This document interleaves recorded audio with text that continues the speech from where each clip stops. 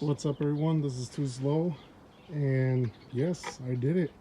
I bought the cheapest eBay intake for the Celica. This intake cost me $35. It was originally priced at 40-ish, I believe, but I just clicked on the eBay the watch list. I just ended up clicking watch this item, and I think it was like 2 or 3 days later, I got a email saying, oh, the seller offered a special discount, limited time only, blah, blah, blah. And they offered me the intake for $35. So I was like, okay, cool. Let me buy it. $35. How bad can it be? Well, I bought it and the presentation is not the greatest. Let's see. So the filter itself is just cheap generic eBay filter. It doesn't look too bad. The intake, it does kind of have some damage on it. You can see right there it has that little bend. Not the end of the world, but just pointing out what is damage to it. And I did see another damage part. Oh, this, what the heck is that? It feels like it's glue, like super glue that just ran down, and it's there. I can't take it off. I can't wipe it off. So I'm just gonna leave it there. You can't even see it when you install it. So I'm just gonna leave it there. This feels really flimsy. Feels really thin. It feels like something I can literally bend with my own two hands. But it's fine. You get what you pay for, right?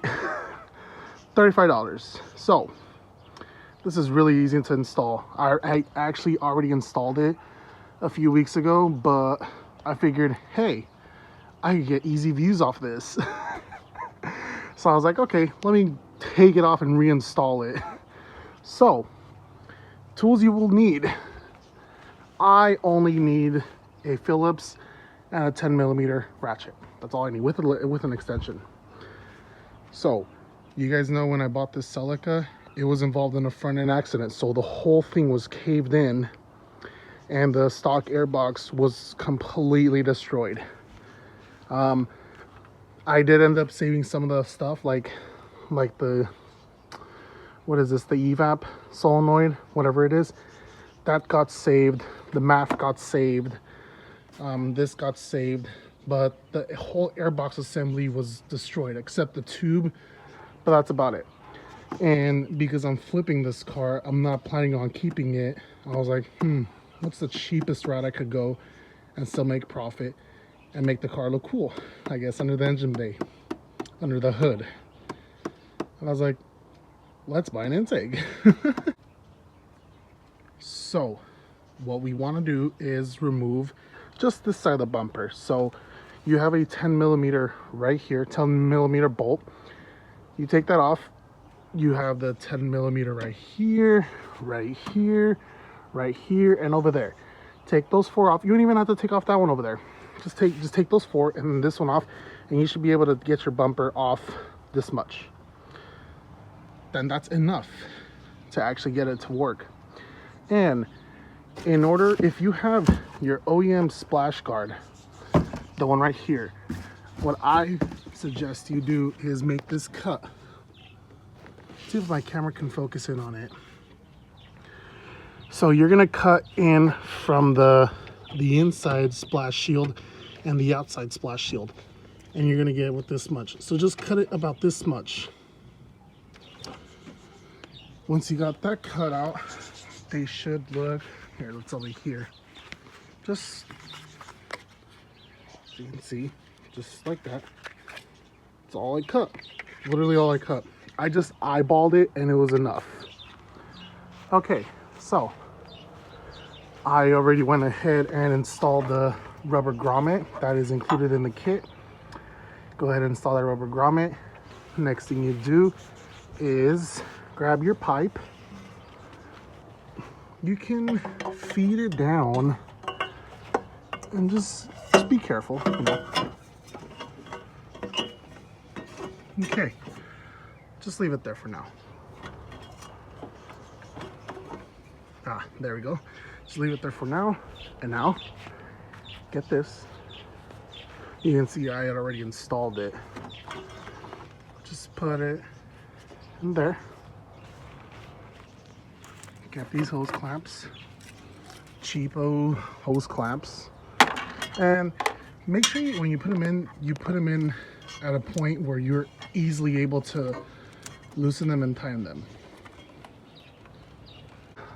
Let's start tightening it. Just center it, make sure it's all lined up properly, you know. Once you feel like it's centered enough, then you go and tighten it. So you guys can see I have the electric throttle body Celica. What this is called originally is drive-by-wire. And this intake works on both the cable and electrical, so don't be too alarmed. When you disconnect your stock airbox, your connectors from the stock airbox, make sure you connect this exactly like this. And the one we're not going to be using is I think this is the one for the butterfly valve, the butterfly flap on the stock airbox. It's just like a resonator sort of deal. Make sure you put in your other clamp. While you're at it, put your MAF. Got my Toyota one right here. And the kit does come with these Allen heads, but you know, you're like in a tight situation and you don't have this. So I'm just gonna go ahead and reuse the Phillips ones from the Celica. I figured, you know, if I'm in a sticky situation where I need to change a MAF really quick and I don't have the tool, now I do, because it's just a Phillips head. Everyone has to have a screwdriver set and a socket set in their car, just for emergency purposes. So, line it up with the rubber. You can take off your fuse box and just set it away. Yep, connect your MAF. All right, cool. Cool beans. So now just set that in.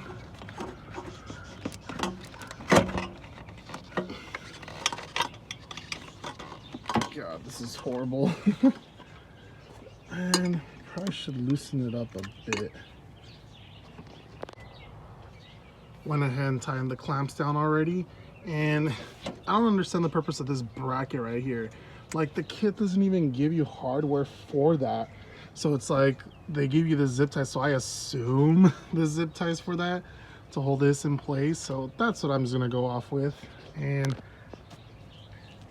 we grabbed the washer and the nut for the little what do they call this, rubber absorber vibrator thing.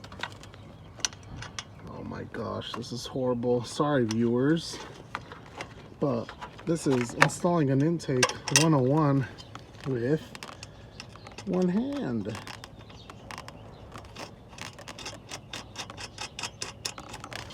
So that's how it goes. Now go ahead and tighten it. Grab your 10mm. You guys gotta cut me some slack here. I'm installing an intake with one hand. So if I could do this with one hand, anyone can do it. Go ahead and set your fuse box back in its appropriate bracket. Fuse box is, or relay fuse box is back in. That's tightened already. Now what we want to do is grab this one, and we have to put it in this right here.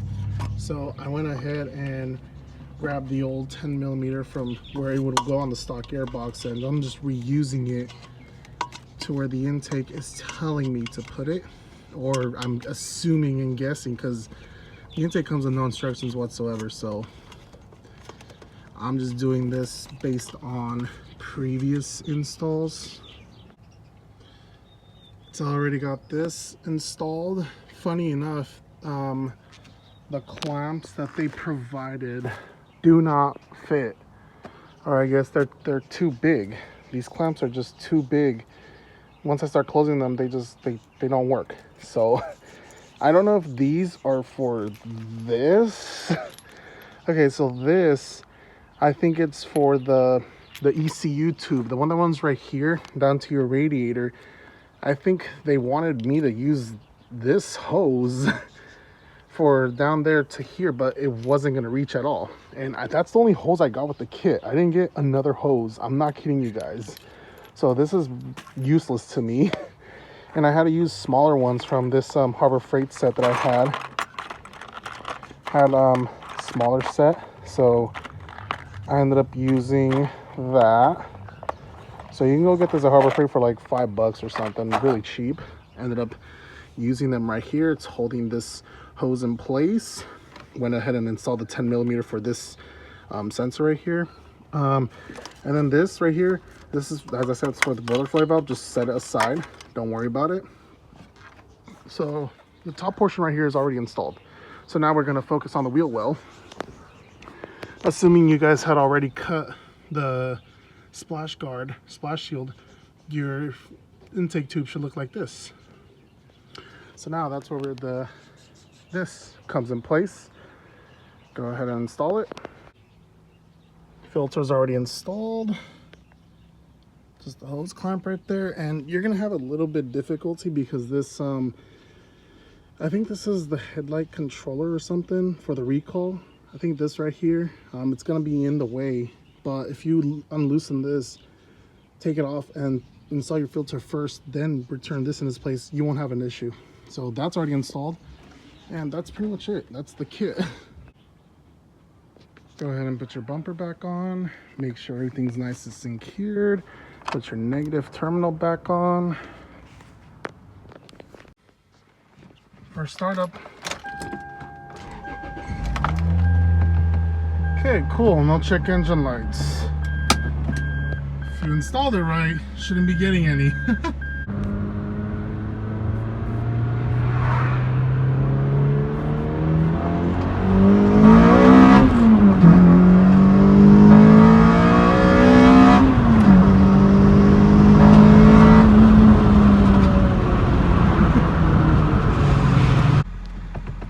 So I 10 out of 10 forgot I had one of the splash shields or splash guards. I guess the clip broke on it and I forgot about it.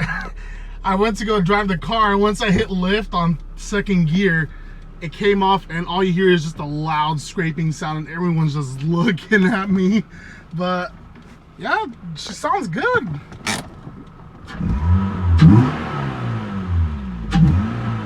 Sounds good, man. I like it. 35 bucks. Buy it. No check engine light, but I'll make another video. I'll report back to see if there's a check engine light, but for now there isn't any. Drove it around the block, hit lift, and it's fine. Thank you guys for watching.